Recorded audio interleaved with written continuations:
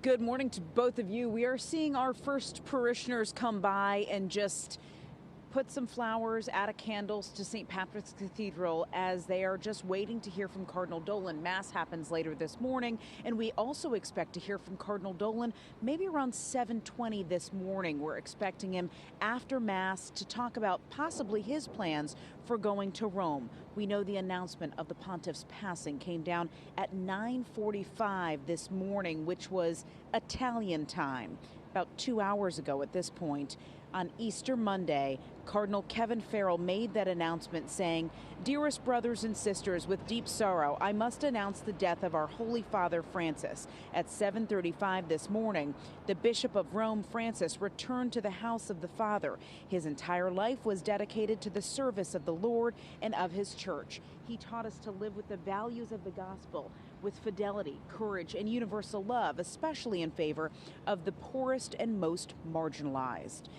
Just yesterday, Pope Francis was able to deliver his traditional Easter Sunday blessing from the balcony of St. Peter's Basilica. Listen. Cari fratelli e sorelle, buona Pasqua.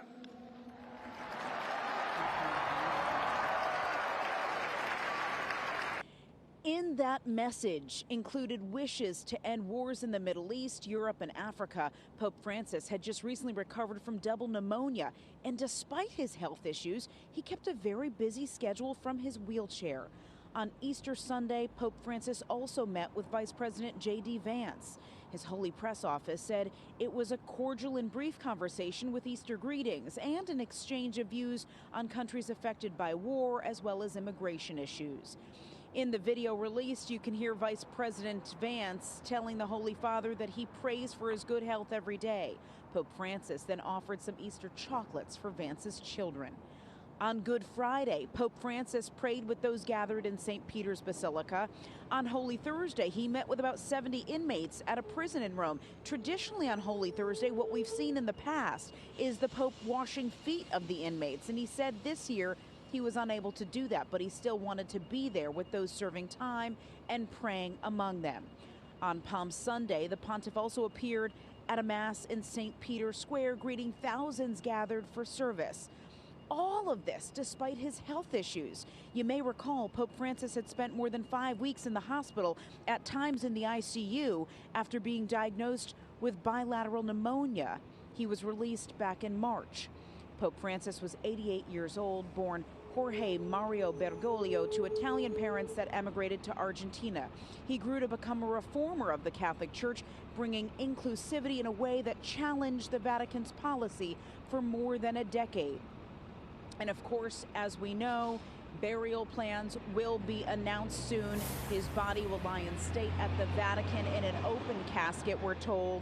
And also, we know that conclave will begin. And while we're here waiting to hear Cardinal Dolan's plans, we want to talk about what kind of reformer Pope Francis was and how he's changed the Catholic Church, making history even as the first pope elected from the Southern Hemisphere. More on that is my colleague Justin Finch, who's live in Newark for us. Justin, good morning to you. Calla, good morning to you. Of course, Pope Francis, a transformative force on so many levels, starting with his election as pontiff, the first ever Latin American pope, and also the first pope from outside of Europe in centuries here. Now, born in Argentina's capital city to Italian immigrants, his life took a few twists and turns before joining the Catholic Church. Pope Francis was trained as a chemist, was known to love the dance to tango as well, and even worked as a janitor and a nightclub bouncer before he was ordained as a priest. Of course, he fell severely ill from pneumonia at age 21 and had to have his right lung partially removed. Francis will become the 266th pope, succeeding Pope Benedict after a 2013 papal conclave. Francis was named a cardinal in 2001 by then Pope John Paul. He previously was the Archbishop of Buenos Aires up until 2013.